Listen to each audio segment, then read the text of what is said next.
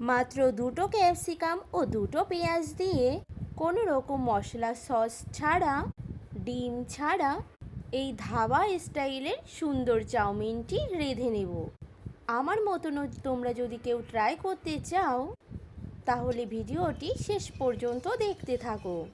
তো বাজারে গ্যাস পাওয়া যাচ্ছে না বলে আমি কিন্তু চাউমিনটি উনুনেই রান্না করে নেব। আমাদের বাড়িতে কিন্তু উনুনেই বেশিরভাগটা রান্না হয়। আমি কিন্তু সর্ষের তেলেই রান্না করছি। তেলটা গরম হয়ে গেলেই কিছুটা জিরে ফোড়ন দিয়ে নেবে। এরপর কেটে রাখা ক্যাপসিকাম, পেঁয়াজ আর লঙ্কা দিয়ে ভালো করে নাড়াচাড়া করে নেব।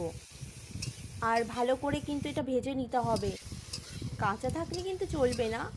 70% এটা আমাকে ভেজে নিতে হবে। এরপর কিছুটা লবণ ও হলুদ দিয়ে নেব। লবণটা দিলে ভাজাটা বেশ তাড়াতাড়ি হয়ে যায়। বাড়িতে কিন্তু কোনো রকম ডিম বা সস কিছুই ছিল না, অনেক দিন ধরেই চাউমিনটা পড়েছিল, তাই ভাবলাম কিছু একটা করা যাক, তাই এই চাউমিনটি বানিয়ে ফেললাম। তোমরাও চাইলে ট্রাই করতে পারো। আর আমি কিন্তু এখানে একটু লঙ্কার গুঁড়ো দিয়ে দিয়েছিলাম, সেটা ভিডিওতে দিতে ভুলে গেছি। এরপর চাউমিনটিকেও ভালো করে নাড়াচাড়া করে ভেজে নিতে হবে।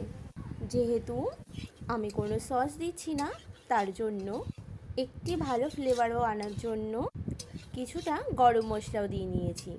সেটার ভিডিও কিন্তু নিতে ভুলে গেছি। অবশ্য একার হাতে রান্না ও একাই ভিডিও করছি বলে সবটা সম্ভব হয়নি। রান্নাটা কিন্তু দুর্দান্ত হয়েছে, পুরো ধাবা স্টাইলের। তোমরা চাইলে ট্রাই করতে পারো। এমন ভিডিও পেতে চ্যানেলটিকে সাবস্ক্রাইব